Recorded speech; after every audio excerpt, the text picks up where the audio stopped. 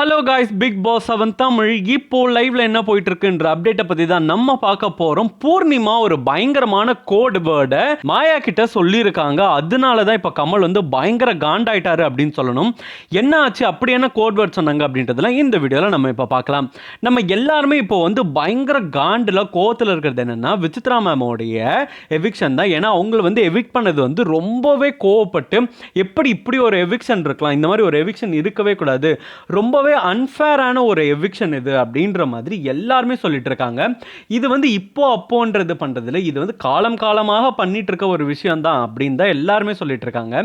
ஏன்னா நீங்க முன்னாடியே பார்த்தீங்கன்னா செகண்ட் சீசன்ல வந்து மும்தாஸா இருக்கட்டும், இல்லை தேர்ட் சீசன்ல வந்து தர்ஷனா இருக்கட்டும், ஃபோர்த் சீசன்ல வந்து சனம், ஃபிஃப்த் சீசன்ல வந்து தாமரை, சிக்ஸ்த் சீசன்ல வந்து தனலக்ஷ்மி, இவங்க எல்லாருமே வந்து ரொம்ப ஸ்ட்ராங்கான பிளேயர், ரொம்ப ஸ்ட்ராங்கான உமன் பிளேயர் அப்படின்னு தான் சொல்லணும். இவங்க எல்லாருமே வந்து ரொம்பவே அன்ஃபேராக எவிக்ட் பண்ணாங்க லாஸ்ட் மினிட்ல.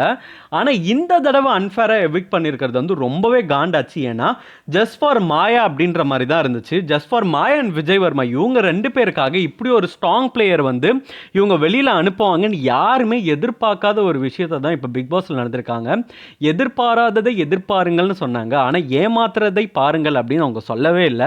பட் அதுதான் நடந்திருக்கு. இப்போ மக்கள் எல்லாமே பயங்கரமாக கொந்தளிச்சுட்டு அன்ஃபேர் எவிக்ஷன் சொல்லிட்டு இவங்களுக்காக ஒரு பெரிய ட்வீட் எல்லாமே போட்டுட்டு இன்ஸ்டால வந்து பயங்கரமாக எல்லாருமே வந்து பரப்பிட்டு இருக்காங்க அப்படின்னு தான் சொல்லணும். நம்ம எல்லாருமே கிண்டலா நக்கலா ஒரு விஷயம் சொல்லிட்டு இருந்தோம். என்ன பண்ணிட்டு இருந்தோம் அப்படின்னா, இவங்க வந்து ஒரு கோட் வேர்ட் மாதிரி சொன்னாங்க. என்ன கோட் வேர்ட் சொன்னாங்க அப்படின்னு பார்த்தீங்கன்னா, இந்த மாதிரி வீட்டில் ஃபேன் இல்லை, ஏசி போடுங்க அப்படின்ற மாதிரி சொல்லிட்டு அதுக்கப்புறம் நான் வந்து மிச்சதெல்லாம் பார்த்துக்கிறேன் அப்படின்ற மாதிரி சொன்னாங்க. இதெல்லாம் டீகோட் பண்ண பசங்க என்ன சொன்னாங்க அப்படின்னா, இந்த மாதிரி அவங்க வந்து பணத்தை நான் வந்து கொடுத்துட்றேன், ஏதாச்சும் பண்ணி என்னை உள்ளே இருக்க வைங்க அப்படின்ற மாதிரி தான் சொன்னாங்க. அதுக்கு அவங்களுடைய அக்காவும் ரிப்ளை பண்ணியிருந்தாங்க. இதுதான் ஷாக்கிங்கான ஒரு விஷயமே. சரி, இவங்க சொன்னது கூட ஒரு கிண்டலான ஒரு விஷயம் அப்படின்னு வச்சா கூட அவங்க அக்கா அதே விஷயத்துக்கு ரிப்ளை பண்ணாங்க. ஸ்வாகத்தா இருக்காங்களே, அவங்க என்ன ரிப்ளை பண்ணாங்க அப்படின்னா, இந்த மாதிரி ஃபேன் இல்லைன்னு சொல்லாத, ஃபேன் ரிப்பேர் ஆயிடுச்சு அப்படின்னு சொல்லு. ஏன் ஃபேன் இல்லைன்னு சொல்கிறேன், ஃபேன் ரிப்பேர் ஆயிடுச்சு, நான் ஏசி மாட்டிடுறேன், நீ ஒன்றும் கவலைப்படாத, கோட் வேர்ட் அக்செப்டட் அப்படின்ற மாதிரி சொன்னாங்க. சொல்லிட்டு பூர்ணிமா போகும்போதும் ஒரு விஷயம் சொன்னாங்க. என்ன சொன்னாங்கன்னா, நீங்கள் எதுவுமே கவலைப்படாதீங்க, நான் போய் எந்த பிஆரை பிடிச்சா உங்களை வின்னர் ஆக்க முடியுமோ அந்த பிஆரை பிடிச்சி உங்களுக்கு ஓட்டு வர வச்சு ஓட்டு போட வைக்கிறேன், நீங்கள் எதுவுமே கவலைப்படாதீங்க, நீங்கள் தான் வின்னர், அட்லீஸ்ட் நீங்கள் ரன்னர் ஆச்சு வருவீங்க அப்படின்ற மாதிரி பூர்ணிமா அடித்து சொல்லிட்டு வெளியில் போனாங்க.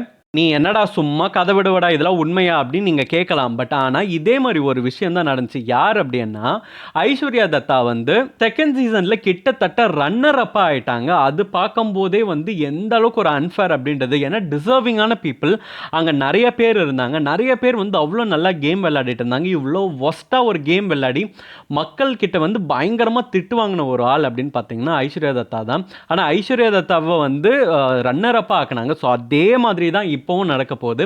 மாயாவை ரன்னர் ஆக்க போகிறாங்க, இல்லைனா வின்னர் ஆகிறது கூட சான்சஸ் அதிகமாக இருக்குது அப்படின்னு தான் சொல்லணும். அது மட்டும் இல்லாமல் இப்போ பூர்ணிமா உள்ளே போய் என்ன சொல்லியிருக்காங்க அப்படின்னா, நீங்கள் ஜெயிச்சுட்டு தான் உள்ளே வரணும், வெளியில் வரணும், இல்லைனா நான் உங்களை ஓடி ஓடி அடிப்பேன் அப்படின்ற மாதிரியெல்லாம் வந்து உள்ளே சொல்லிட்டு வந்திருக்காங்க. அது மட்டும் இல்லாமல் அவங்க வந்து அர்ச்சனாவை பார்த்து டைட்டில் வின்னர் அர்ச்சனா அப்படின்ற மாதிரி கிண்டல் பண்ணுற மாதிரி தான் சொன்னாங்க.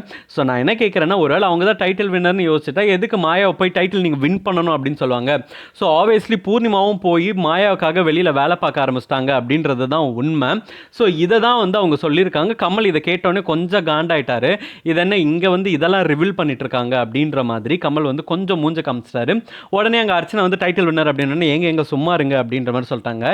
ஸோ ஆக மொத்தத்தில் இது ஒரு கேமாக விளையாடாமல் நல்லா ஸ்ட்ராட்டஜி பண்ணி எப்படி கூட்டிட்டு போக முடியுமோ, எந்த அளவுக்கு அன்ஃபேராக விளையாட முடியுமோ அந்த அளவுக்கு ஒரு கேவலமான அன்ஃபேரான ஒரு கேமை இப்போ விஜய் டிவியும் பிக் பாஸ் டீமும் சேர்ந்து பண்ணுறாங்க. இது மக்களை லிட்டரலி ஏமாத்துற ஒரு விஷயம் தான்.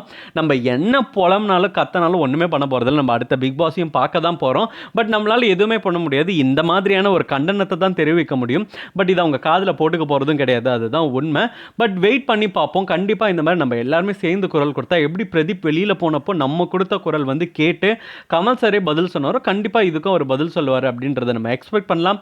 நீங்கள் என்ன நினைக்கிறீங்க விசித்ராவோட எவிக்ஷனை பற்றி? இந்த மாதிரி கோட் வேர்ட் யூஸ் பண்ணி மாயா இந்த மாதிரி ஒரு வேலையை பார்த்ததை பற்றி நீங்கள் என்ன நினைக்கிறீங்க அப்படின்றதெல்லாம் கமெண்ட் பாக்ஸில் கமெண்ட் போடுங்க. இந்த மாதிரி பிக் பாஸ் அப்டேட் தெரிஞ்சுக்கணும்னா ஸ்க்ரீன் டாக்கீஸ் சேனலுக்கு சப்ஸ்கிரைப் பண்ணுங்கள்.